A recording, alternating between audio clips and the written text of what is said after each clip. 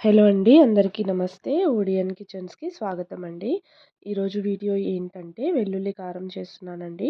Taste అయితే వేడి వేడి అన్నంలో వేసుకొని తింటే టేస్ట్ చాలా బావుంటుంది. మీరు కూడా ఒకసారి ఇలా ట్రై చేయండి. ఫస్ట్ అయితే శనగపప్పు, మినపగుండ్లు, కరివేపాకు కొంచెం దోరగా వేయించిన తర్వాత కొన్ని ధనియాలు కూడా యాడ్ చేసుకోండి. చూడండి దోరగా వేయించేసుకోండి. అది కొంచెం దోరగా వేగిన తర్వాత ధనియాలు యాడ్ చేసుకోండి. అన్నీ కలిపి కొంచెం సేపు ఒక 2, 3 మినిట్స్ అట్లా దోరగా వేయించేసుకొని ఒక ప్లేట్‌లో తీసుకొని చల్లారనివ్వండి. ఆ తర్వాత ఎండుమిర్చి కొన్ని తీసుకొని సగానికి కట్ చేసుకొని అదే కడాయిలో వేసుకొని ఒక 4 స్పూన్స్ వరకు ఆయిల్ వేసుకొని అది కలుపుతానే ఉండాలండి. లేకపోతే మాడిపోతది.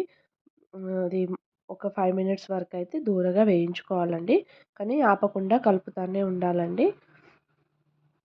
చూడండి ఒక 4 స్పూన్స్ ఆయిల్ వేసుకొని అట్లా ఒక 4-5 మినిట్స్ దూరగా వేయించేసుకొని అది కూడా ఒక ప్లేట్‌లో వేసుకొని చల్లారనివ్వండి. కొంచెం ఉప్పు కూడా వేసుకోండి.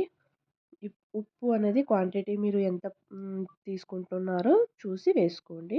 అవి చల్లారిన తర్వాత మిక్సీ జార తీసుకొని పల్లీలు అవి వేయించి పెట్టుకున్నాం కదా! అవి వేసుకొని మెత్తగా మిక్సీ పట్టేసుకోవాలండి. ఆ తర్వాత ఎండుమిర్చి కూడా వేసుకొని మిక్సీ పట్టేసుకోవాలండి. నేనేంటంటే సగం మిక్సీ పట్టాను. సగం రోట్లో వేసి నూరుకున్నాను. కొంచెం టేస్ట్ కూడా రోట్లో వేసి నూరుకుంటేనే టేస్ట్ బావుంటుందండి. నేను సగం అట్లా, సగం ఇట్లా చేసుకొని మొత్తం 2 కలిపాను. చూడండి ఆ మిక్సీ పట్టిన క్వాంటిటీ మొత్తం ఇలా రోట్లో వేసి మళ్ళీ అది మెత్తగా నూరానండి. అది నూరిన తర్వాత కొంచెం అది ఈ పౌడర్ అంతా కలిసిన తర్వాత వెల్లుల్లి రెబ్బలు ఒక 3 వెల్లుల్లి రెబ్బలు తీసుకొని అవి కూడా వేసుకొని ఆహ్, నూర కలిపి నూరాలండి. అంతే అండి. ఈజీగా, టేస్టీగా ఎంతో ఈజీగా మనం ఉప్మాలో కానీ, దోసల్లో కానీ, పప్పు చేసుకున్నప్పుడు లేదా ఉట్టి అన్నంలో కూడా నెయ్యి వేసుకొని కలిపి తినొచ్చండి. టేస్ట్ అయితే వేడి వేడి అన్నంలో నెయ్యి వేసుకొని తింటే చాలా బావుంటుంది.